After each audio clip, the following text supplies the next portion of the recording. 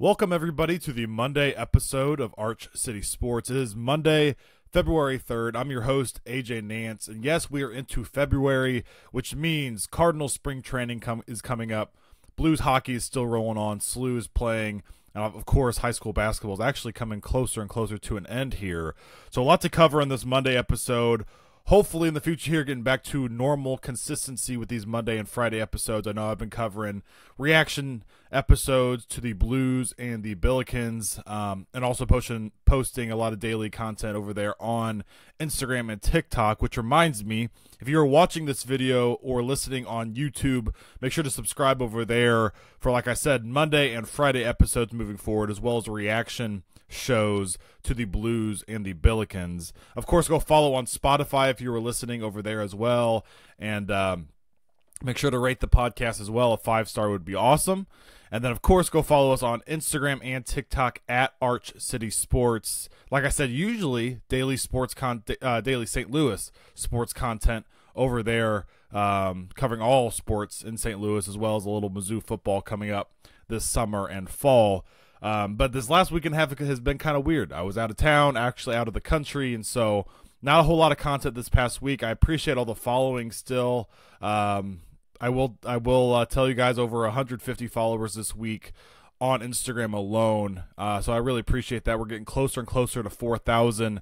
So I will be posting daily content over there, and there's going to be a little little teaser of what content's going to be posted over there coming up throughout this episode. It's daily videos over there with this little teaser I'm going to drop in a few minutes here. So make sure to tune in for that, listen up for that. But yeah, make sure to follow on all the social media and subscribe on YouTube and follow on Spotify.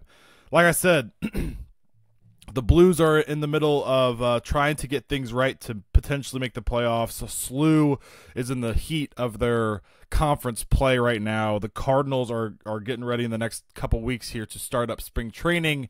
And St. Louis City also is starting up this month. I believe February 22nd or 27th, something like that. So a lot to cover in this episode. High school basketball is heating up. We actually have a Monday mailbag I'm bringing back, and we have about 10, 11 questions here that you guys put in on our Instagram.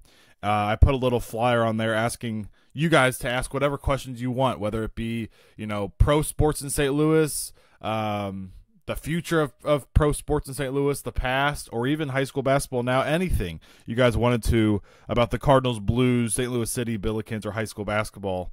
And you guys did very well asking some pretty good questions. So I'm going to break down all of those at the very end of this episode. Let's start with the St. Louis Blues, though, who made a couple moves this week. Scott Perunovich won the Hobie Baker in college, had a lot of hype around him taking over as a very strong offensive defenseman for the Blues. Just never found it clicking here in St. Louis with the Blues. So we move on from Scott Perunovich, sending him to the Islanders for a 5th-round pick. And, of course, as all St. Louis athletes do whenever they leave the Blues, Cardinals organizations, they thrive in other places. I'm not saying he's going to be thriving, but he has a couple assists so far with the Islanders, a team that doesn't score very often at all. So shout out Scott Perunovich over there now with the Islanders, and hopefully we use that 5th-round pick to get something that can be some kind of supplemental piece moving forward here.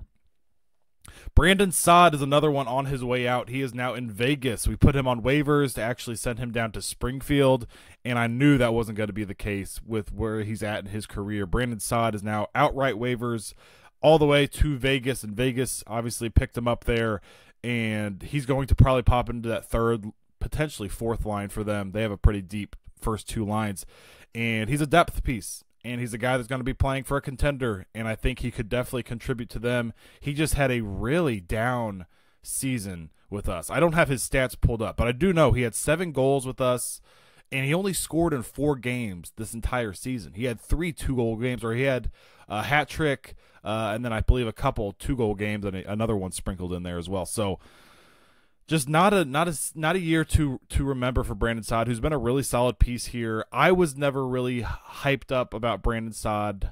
These past couple of years where he had 20-goal seasons, I believe he had a season where he had 24 goals with us. But I was never really on board with Brandon Saad. Didn't love his game. He was solid defensively, even played on the PK at times. But there were so many stretches throughout the year where these last couple of years as well, where he was just extremely invisible. You didn't see him do anything positive, anything negative. He was just there. And when he's on a top line with Robert Thomas, giving you 7 goals, scoring in 4 games, he's not the type of guy to put with Robert Thomas. He's not the type of guy that creates his own opportunity as well. And if you look at the goals he even had this year, how many were just kind of junk goals where he smashed it in front of the net in the crease to force it in? So it wasn't anything playmaking wise from him this year. There wasn't any outstanding goal scoring. He was pretty poor defensively. His plus minus was in the negatives. One of the worst on the team, actually. And so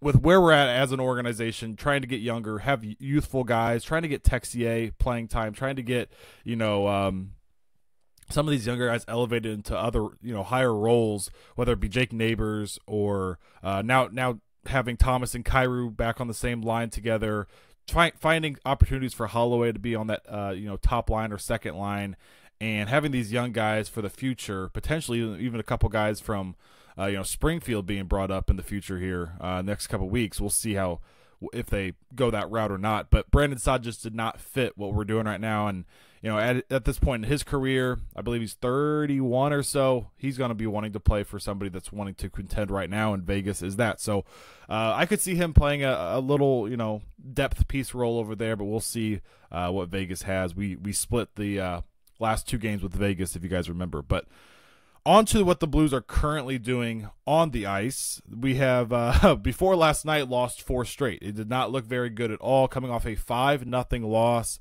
to Colorado. We're in Utah versus the Utah Hockey Club, a 2-1 victory. And the guy I mentioned that is getting more playing time now that Saad is gone, he contributed immediately, actually on the 4th line, Alexander Texier, his 4th goal of the season, a very good, impressive goal from Toropchenko, his 7th assist of the year, and Foxa, also his 7th assist of the year. Texier has a lot of talent. It's just putting it all together and getting that confidence and consistent playing time. And with Saad gone, I think we're going to see Texier in the lineup a lot. I would imagine on that 3rd line, but he was on the 4th line in this one instead of Nathan Walker with Toropchenko and Foxa. Definitely not a very strong defensive player in Texier, but when you're around guys like Toropchenko and Foxa, they can kind of make up for that defensive ability on that 4th line, and it gives you a little bit of scoring, hopefully, scoring depth on that 4th line, with Toropchenko not providing any goals at all this year for us, and Foxa obviously not a big goal scorer either. So Texier, his 4th goal of the season. Jordan Bennington was lights out in this one, going 24 for 25 in net. His 1 goal he gave up was in the 3rd period to Michael Kesselring, who has 6 goals on the season, and 3 of his 6 goals, half of them, are against the Blues this year. So I'm not a big fan of Michael Kesselring this year with his production against us. He tied it on a shot from the point where from the blue line where Bennington just could not see it whatsoever. So that tied it up at 1-1 in the 3rd period, and then about 7 minutes in to the 3rd period, Jordan Kyrou, his 22nd goal of the season from Thomas, who had his 25th assist, and Buchnevich, his 21st assist. And that's something to keep an eye on, because these 3 are now united after not playing with each other on the same line in a very long time. With Brandon Saad gone and with us not scoring a whole lot lately, and we only scored 2 goals in this one, Montgomery decided to shake it up, and I really like the idea of having Thomas and Kyrou on the same line together. I understand trying to separate them and putting Kyrou on the 2nd and Thomas on the 1st line to distribute that playmaking and creativity, but having these guys, with how we're constructed as a roster, you need to have a dominant, as dominant as it can get, top line, and that's what you have with Thomas and Kyrou together on that top line. When you have those 2, your 2 most creative, dynamic players separated, it's not, with how we're constructed, it just was not working and won't work, in my opinion. Robert Thomas is a guy, and actually that goal from Kyrou made a ridiculous pass to Jordan Kyrou on that goal, and Kyrou sniped it. And I was just telling my father the other day how Robert Thomas needs to have snipers around him to be at the highest peak Robert Thomas possible. He's not a guy that's going to score a whole lot for you, hopefully 20, 25 goals. He's not going to be a 30-goal plus guy. I don't believe that. But he is an unbelievable playmaker. And when you put Buchnevich, who's also more of a playmaker than a scorer, especially this year, and then you put Brandon Saad at times around him, or Jake Neighbors, who's not even a sniper. He's more of a junk goal getter in front of the net, big body. You need a guy like Jordan Kyrou on the outside, or eventually a Jimmy Snuggerud, or a Dalibor Dvorsky. You need a dynamic player next to Robert Thomas to elevate his game, and so we could see what Robert Thomas can do at his highest level.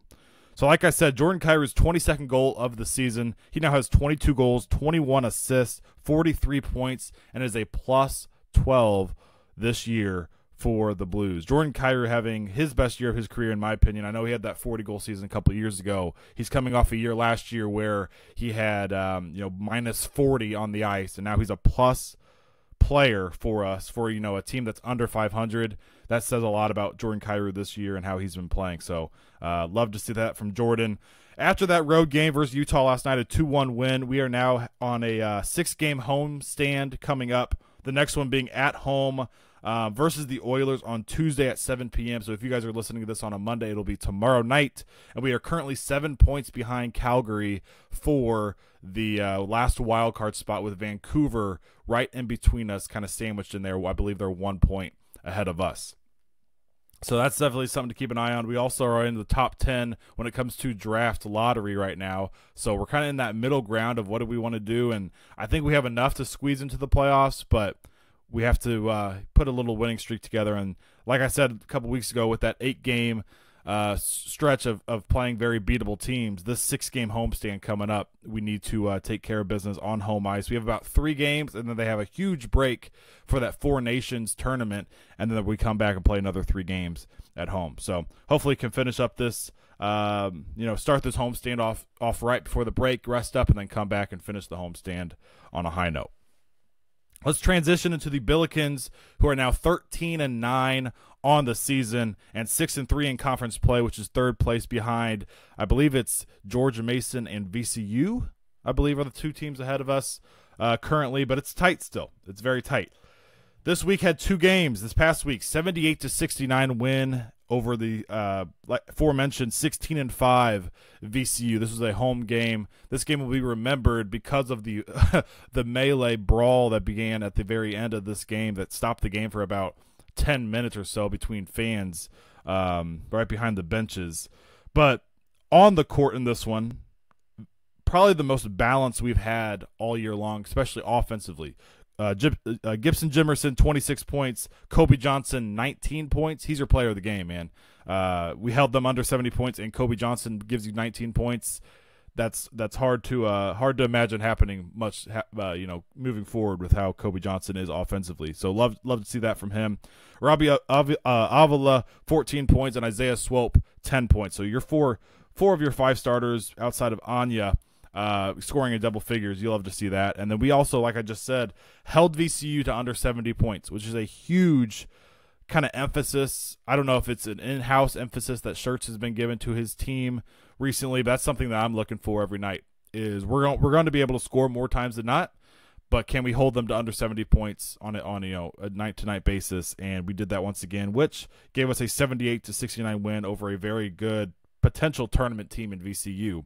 And then we had another very tough one on Friday night, also at home, versus Dayton, who have been ranked at certain points throughout this year, a very strong Dayton team. They're always up there and a pretty solid organization there, school.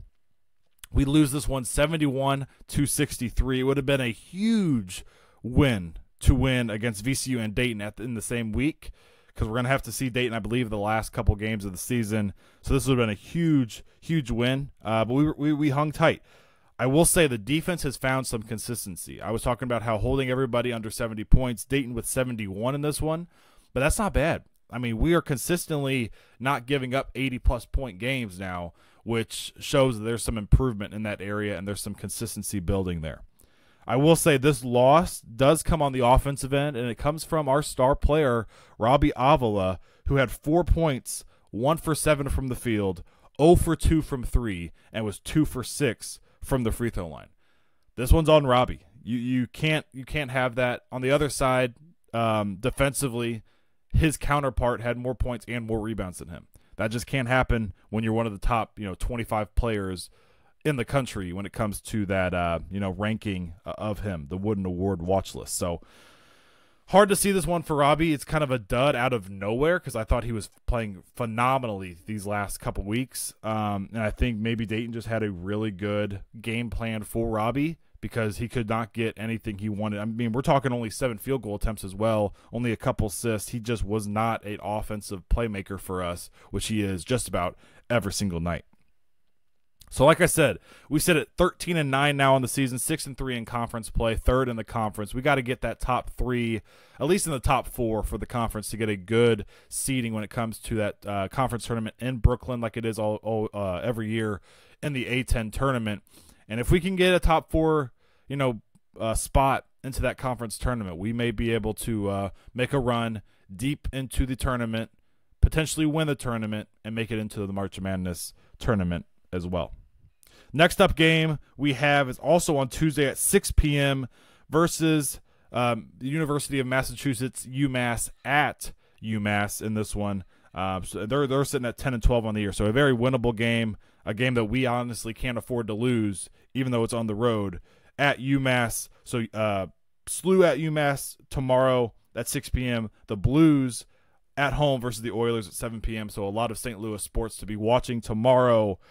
Now let's transition into one of my favorite parts of the year where St. Louis Cardinals baseball is coming back. We are starting spring training later this month, and so this is the little teaser I was talking about during the intro about what to watch for on social media, on Instagram and TikTok coming up.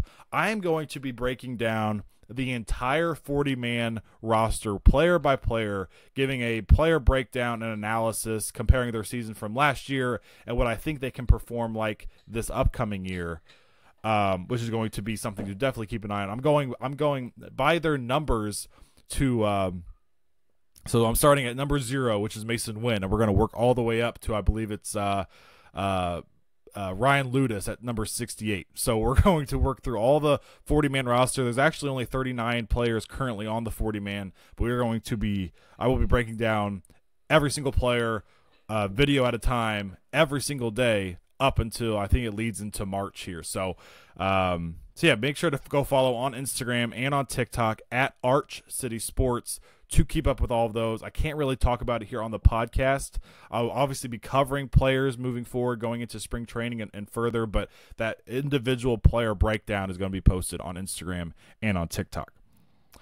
So that's something to keep an eye on. I'm very excited for that segment, and I'm very excited for Cardinals baseball to return. Even if we're not very good this year, it's always fun to have the Cardinals to watch, and yeah, a lot of developing young players to keep an eye on this upcoming season, whether it be Jordan Walker, Nolan Gorman, Alec Burleson, Mason Wynn. Would love to see guys in the rotation have breakout years, see Sonny Gray return to form, see Eric Fetty be really solid for us, see Andre Palante continue what he did last year, and see Michael McGreevy solidify a spot in that rotation as well. So there's definitely things to look forward to, especially in the minor league system as well. We're going to be covering all of that as we did last summer for the Cardinals. So let's look at some of the questions that you guys gave us on Instagram, starting with Gage. I hope I do not mispronounce some of these. Gage, looks like Gage Grew is how you pronounce it. He asked, can Westminster win it all this year? Now, I didn't cover any high school basketball in this episode before this, so I'm glad you asked this. Can Westminster win it all? I'm going to say no, only because there's a team that they're kryptonite when it comes to personnel in that district, and we're talking about John Burroughs with those two big boys, Tristan Reed and Sheik Pearson, both about 6'8" and 6'11" or so. Westminster does not have size to compare with that. They have about 6'4" Will Powers. J.D. Robertson's, a good 6'3", 6'4". Outside of that, as much as I love Westminster and how they can play, and you guys obviously know that by a couple of the clips I've been posting, I think John Burroughs is too much for them, and John Burroughs owned them the other night, especially in the paint. And so that's something that I don't think they're going to be able to fix throughout this year, even though I really like Westminster. I think they can go far and potentially in that final versus John Burroughs. I think John Burroughs is going to be too much unless somehow Burroughs gets booted off before meeting them. Next question, Johnny. I don't know how to pronounce your last name, but Johnny C. Who on the Blues now will be on the roster when we can compete for a real playoff run? I think there's a lot of players, and I was actually just discussing this last night with my dad when we were watching the game. I think there's a lot of players that can fit the future for the Blues currently on this roster. I think Colton Parayko's got another 6-7 great years in him. He's a big, rugged defenseman that is starting to find his best form, and I think he's just beginning his prime years, honestly. So he's the beginning for me. Obviously, Robert Thomas. I think Jordan Kyrou has shown this year, being plus 12 on the ice, that he can compete on both ends, and so I think he could be in that future plans for us. And then you have, even next couple of years, Cam Fowler, and you get Torrey Krug back, and Philip Broberg, and Dylan Holloway. I even think Schen's got a couple years left of being on the back end of the depth chart when it comes to third or fourth line. But I think he could be a tough defensive guy for us, even when we want a real playoff run. You have Colton Ellis, a goalie in Springfield, which in my opinion will be filling in for Joel Hofer. I'm not super hating on Joel Hofer, but I'm not super high on him. I think Jordan Binnington has the future for the Blues these next few years at least, and Colton Ellis could be right there with him. And so I think there's a future there with a really, really, really good goalie tandem in Binnington and Colton Ellis. And yeah, I mean, even deeper in the depth chart, I don't know what the future looks like for Toropchenko. He hasn't provided much offensively for us this year. Oscar Sundqvist is one that I don't think should be in the future plans for us. He's had his worst year as a Blue this year. Guys like Matthew Joseph, Alexander Texier, who knows? I will say I shouldn't compare Joseph to Texier. Joseph, I think, will not be here very long. But Texier is a younger guy. I mean, I think he's still only 24 or 25, where he could have a future here. And we'll see these next few weeks. I mean, he scored in his first game of, consistent playing time. So we'll see these next few weeks what it looks like for him. But I think out of your top two lines, I mean, Robert Thomas, Jordan Kyrou, Jake Neighbors, Dylan Holloway, all those guys are going to be in the future plans. Now you add a Dalibor Dvorsky, a Jimmy Snuggerud, an Otto Stenberg, and a couple of the defensive guys we have down there that are developing. This could be a really good unit potentially next year or the year after that. So the Blues are sitting about 500 right now. They've had streaky stretches of the season where we win a few games, then we lose 4 straight like we just did, and then we play a really solid game versus Utah last night. Honestly, we should have probably beat them by more with how they're banged up right now. But I like where we're at. I would honestly try to just squeeze into the playoffs because I think it's pretty wide open this year, and you never know what can happen. Jordan Binnington could put us on his back again, and we could get enough scoring from that top line of Thomas, Kyrou, Booch. But yeah, I know that's a long-winded answer for your question, but I think there's a lot of core pieces for this team that will be on that next St. Louis Blues real playoff run. Johnny C. also asked, will the Cardinals have a better year, worse, or same year, or same than last season? Will the Cardinals have a better year or worse or same than last season? I think it's going to be, when it comes to the win total, slightly worse. I think we're going to be around that 500 point again. I just don't have a lot of faith and belief in our pitching overall, but also, more importantly, our starting rotation. It really is going to ride on a couple of those veteran guys in the rotation again. Will Miles Michaelis be as bad as he was last year, or can he get more into that 4.20 ERA range? Will Sonny Gray stay healthy? Will Eric Fetty be what he was last year, or will he kind of regress to the mean? Will Andre Palante be what he was last year, or will he kind of regress to the mean, and will he actually be that moving forward for us? And then Michael McGreevy was phenomenal last year in his limited amount of time on the mound. Will he be really good for us, or will he kind of just be what he's always been in AAA, which is like a 4.40 ERA guy? So hard to see us making a playoff push with what our rotation looks like. I think our lineup has a lot of question marks, but a lot of excitement to it. Whether it be Jordan Walker, Nolan Gorman, Ivan Herrera getting regular playing time, obviously Newbar and Donovan, and you have depth in that lineup where if everybody stays healthy and everybody clicks, it could be really, really good. And I think one of the best lineups in the NL Central. But I think we're going to be slightly worse just because I don't have full belief and trust in that rotation. Last question that Johnny C. asked. Yes, another one. I love it. Victor Scott or Michael Ciani for starting center field on opening day. I have Victor Scott personally. I just know, we're a young, youthful team. I'd rather give Victor Scott the runway like he was last year. Hopefully, he'll be more developed this year. And I will say I think it all comes down to spring training on who gets it. And I kind of am okay with that. If Victor Scott comes through spring training and does not do anything and Michael Ciani does, solid and plays well, obviously we know what both of them are going to do defensively, but I'm more talking offensively. If Michael Ciani comes in and produces a little bit in spring training and produces more than Victor Scott, I'm 100% okay with him getting the starting spot. But right now, without spring training results at all, I would just roll with Victor Scott. I really want to see what he has for the future. Thoughts on Borgia's upset? This is by Mr. Quinn Zard. Thoughts on Borgia's upset over Sykeston in the Union Tournament. 2 words for you: Emery Warman, one of the best players in the state, one of the highest scorers in the state, and where would that Borgia team be without him? Emery Warman's an absolute dog, and he actually follows the show, and we follow him back. So big shout out to Emery Warman for his performances in that Union Tournament, but also all year long. Jay Becraft or Becraft 49. If the Cardinals can't/don't move Arenado, who plays right field DH between Burley and Walker? I think it has to be Jordan Walker in right field, and I think it has to be Alec Burleson at DH, sprinkling in Nolan Gorman at bats. That's how I would go that's how I would go about it. And I'm going to break down to what I think everybody's role should be this year in upcoming episodes. But I will say I think our outfield should be Lars Newbar and then Scott Orsiani and Jordan Walker.